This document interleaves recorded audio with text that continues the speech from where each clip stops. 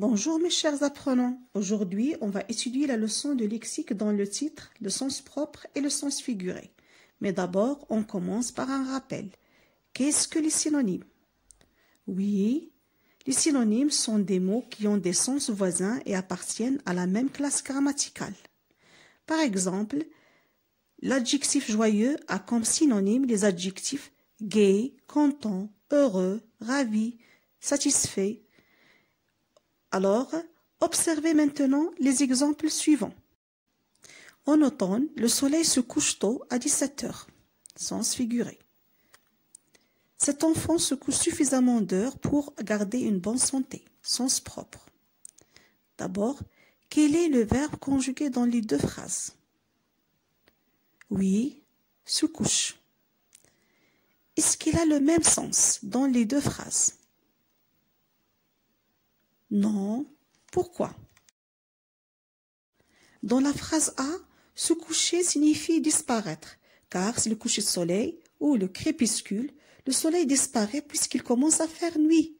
Donc, c'est seulement une image, donc c'est le sens figuré. Dans la phrase B, l'enfant se couche, c'est-à-dire il a sommeil, il s'endort, c'est le sens courant ou le sens usuel, donc le sens propre. On déduit, un même mot peut avoir plusieurs sens. Le sens figuré qui utilise une image pour exprimer une idée, le sens propre qui est le sens usuel le plus courant. Ouvrez maintenant le manuel à la page 140 et observez les images de la partie j'observe et j'élabore.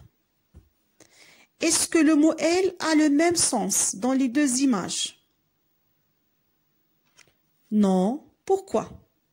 Le mot « elle » désigne l'organe du corps de l'oiseau dans la première image. C'est l'organe qui lui permet de voler dans le ciel.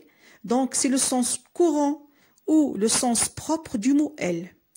Mais dans la deuxième image, le mot « elle » désigne une partie du moulin avant qui fait fonctionner le mécanisme du moulin. Donc, c'est seulement une image du mot « elle », c'est-à-dire le sens figuré.